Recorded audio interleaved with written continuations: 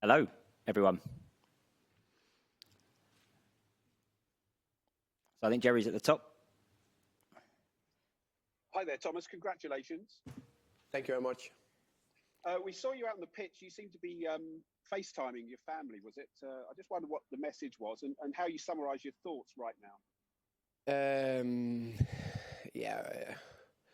There was a family, just my wife and my son who was at the stadium. So my youngest daughter had a very, very important birthday party, so she couldn't be at Wembley. So that was very relaxed. And I need to call my oldest daughter as well. But of course, I'm in some ways empty for emotions.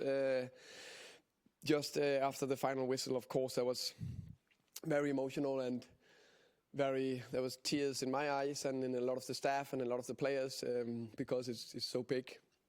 And also, especially the way you do it, I think it doesn't say, if you get promoted, then that's unbelievable achievement. But the thing, we were so close last year, twice in the original season to get automatic promoted, so close in the final, so devastated, 10 days holiday, even less actually, back into it, COVID restriction, second, third, fourth wave, the most condensed season. We're going 21 games unbeaten, top of the league, minor setback, can't get it going again, going into playoffs again, and then winning a final where we know everything can happen against a good Swansea side. So it's unbelievable. I presume this summer you're not going to have to think about selling your best players. You could maybe think about buying some quality players. I think you're right, but to be fair, I just want to get very drunk tonight, and then maybe I'll start thinking about that on Monday.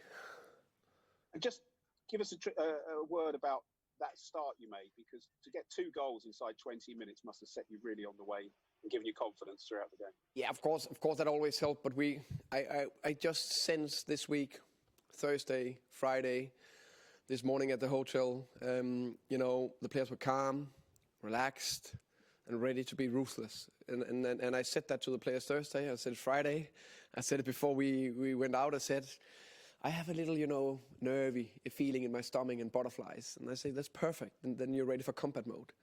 But I also sense that you're calm, and I sense that you're ready to be ruthless. And then we talked a lot about go out there with attitude, be brave, have a cool head, and only think about win the next moment throughout the game. And how much did you learn and the players learn from last year's experience? I think it's easy to say after we won, what I want to say is that it's more obvious after we won today and the start that intuitive feeling of experience. We've been here before. We know what it is. Last year the stadium looked massive. It didn't look that massive this year. So just bits like that. And then also what I was a little bit sad about last year was that I didn't felt that we really, played, our best game or gave everything, or, not we gave everything, but, we didn't take the one we won, or we didn't play forward enough, or we definitely did that this year. Thank you. Enjoy your evening. Thank you. Right, so Jim's next. Hi, Thomas. Many congratulations. Thomas, do you feel this was a defining day in the future of Brentford Football Club? 100%. Of course, it's up to us to continue that journey next year. I don't want to talk too much about that today. As I just said before, I want to get very drunk tonight, and then we think about that after that. But I think it's I'm so pleased and humble and proud to be part of this journey with a lot of fantastic and very dedicated and intelligent people, from staff to players to the board, Matthew Benham, the sports directors, Phil Giles, Rasmus Ankersen, everyone in this club, and the way we just have built the club and progressed year after year after year after year, and stayed calm after an unbelievable setback last year. and then succeeded to today. This must be an example to follow for so many clubs around the world. And Thomas, we all know the vaunted Brentford attack and everything has been mentioned about your attacking and your scoring ability and probably one of the top scorers in the division. But your defence today, Swansea, 9 shots, none on target. Your keeper wasn't tested. The defenders really stood up man to man and kept a much vaunted Swansea attack. Andrew Ayew, 17, 18 goals this season, didn't really get a sniff of it. I actually think we've been really good. We just conceded too many goals, but on all defensive stats, touches in our box, I think we're the best in the league. And expected goals against, we're also the best in the league. So we actually performed to that standard throughout the year. So I actually think that we've been unlucky not to get automatically promoted in many ways. But I agree with you. There was just this, you just sense it from Henrik, Pontus, Ethan, David today. This is not going. We're going to win this one. We're not conceding anything. But also Mads Rorslev, Sergi Canos, everything in the midfield, Vita, Emi, Matti, and Brian and Ivan. It was the whole team defending together. So a fantastic achievement. And Thomas, lastly from me, I suppose it is a delightful occasion for Brentford, and having gone through that pain last year, could you have gone through yourself another year in the Championship? Given all this turmoil, was this really a defining day for you as a manager as well, in terms of your own personal ambitions? I know you probably have ambitions to play in the Premier League for a while. You're getting your first taste of being a Premier League manager, and you get to do it at Brentford. Obviously, there would have been an awful lot of clubs in for you this summer if you hadn't been successful with Brentford, but probably Premier League clubs as well. I had one aim before today, and that was to go to the Premier League with Brentford. And my body was painful for a week because I just wanted it so badly with this club, with these fantastic players, and I'm so pleased that we achieved it. Congrats, Thomas. Thank you. Malik? Hi, Thomas. Congratulations. Henrik said before the game that these games are where the fun is. Was that fun for you? Not at all. Thank you, Malik. Hi, Malik. Good to see you. No, not at all. It's so difficult to control your body and yourself in these moments because all kind of thoughts are going through your head. We were well prepared. We were ready. We were calm throughout the game. And after we scored to 2-0, the clock seems like it was just never ticking forward or going forward. And we know that but we stayed calm because there's so much on stake. So for me, I tried to look around the last couple of minutes because then that's where I knew, okay, this will happen. But before that, you don't really enjoy it. It's all about staying 100% engaged in the game and focused. Just you mentioned there kind of the attitudes of some of your most experienced players, but do you think that last year's experience actually had the biggest benefit on people like Brian and Emiliano, who didn't maybe show their best last season but were superb today? Yeah, 100%. I think last year, Pontus was there, Henrik was there, some of these experienced players, Christian was there, and still performing. It was more some of the other guys, and they definitely stepped up today. But again, how good was Henrik and Pontus and Ethan today? So Ethan was good last year, but even better today. David, I'm so pleased. I told him straight after the playoff final last year, I want you even braver, even higher line, even better position, because next year we're going to make it. And I'm so pleased that he and we get to the Premier League. Cheers, Thomas. Thank you. Sam? Hi, Thomas. Congratulations. I'm sure you'd rather talk about the team and the achievement, but for you personally, given where you started your coaching career and the way you've worked yourself up to this level, how does it feel to be able to call yourself a Premier League manager now? You're right. I'll start the other way around, but I'll come back to it.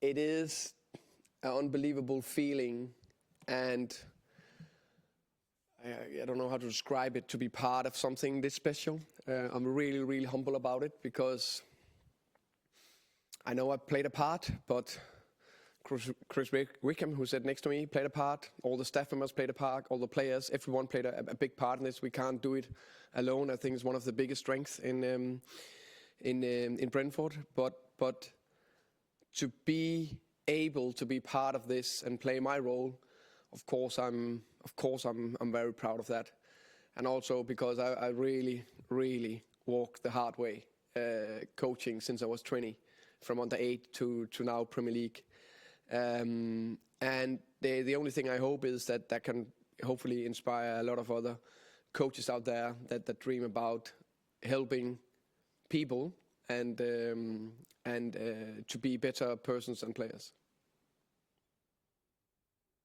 Ben? Thomas, well done. Thank you.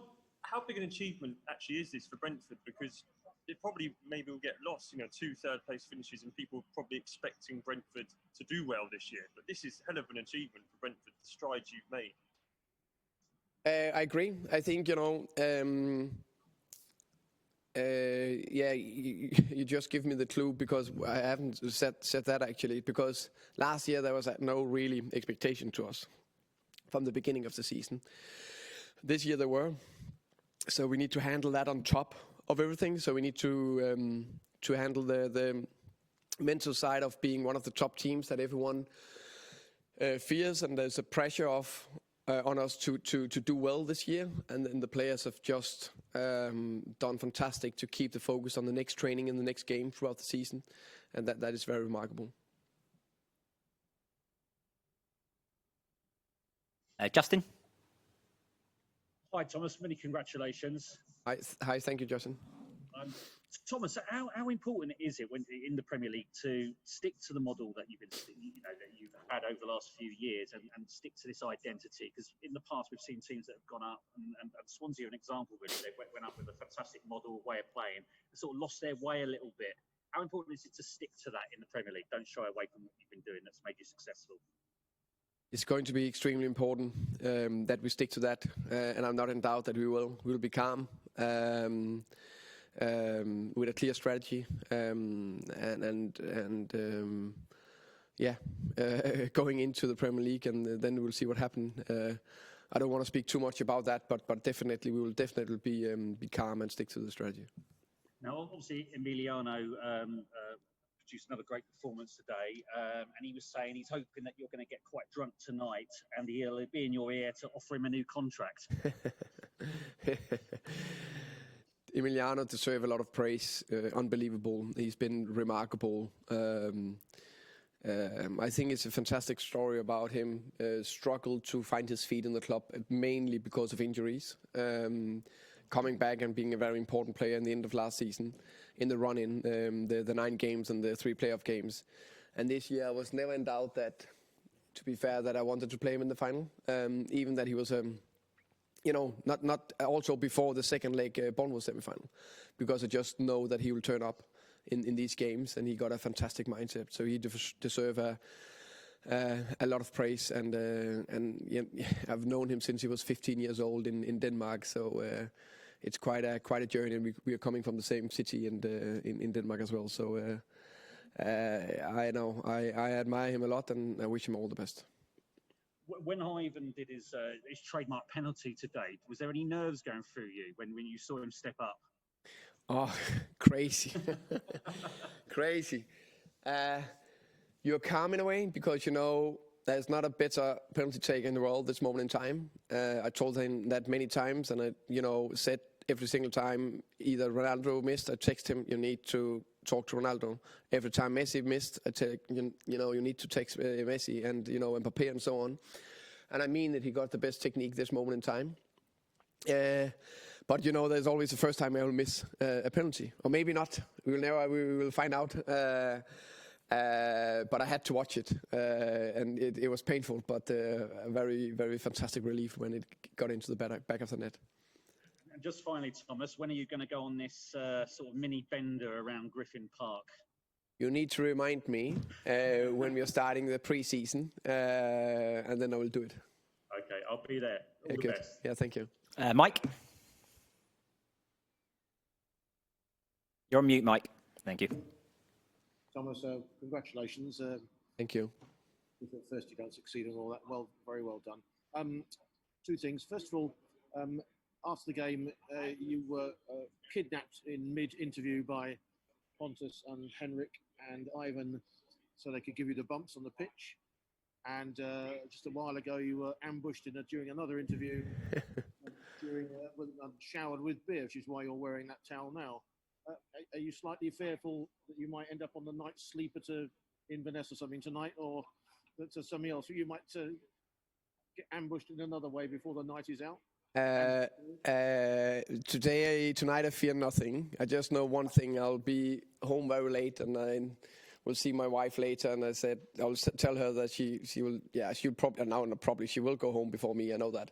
And if I'm not home when she's waking up in the morning, she needs to look for me. And one other thing, slightly more serious. When Leicester won the title in the Premier League a few years ago, everyone said it was a fantastic achievement because it allowed smaller clubs, in inverted commas, to dare to dream what they could achieve. You've got some, you just talked about Mark Condes. Ethan Pinnock, for example, has come from Dulwich Hamlet to the Premier League now. Are Brentford a terrific role model for other clubs to dare to dream? 100%. I think the journey the club has been on has been absolutely remarkable. Deserve a lot of credit to especially Matthew Benham and everyone who's been part of it. And there should be a lot of clubs out there dreaming. And everything is possible if you, as we said, work hard, have a clear strategy, top attitude, and the togetherness. Then I think everything is achievable in the world. So it's just a really unbelievable feeling to sit here and have achieved it. Brilliant. Thanks very much. Well done. You're welcome. Thank you. Ben, Justin, you've still got your hands raised. Is there anything else, or are we done? No, you can go.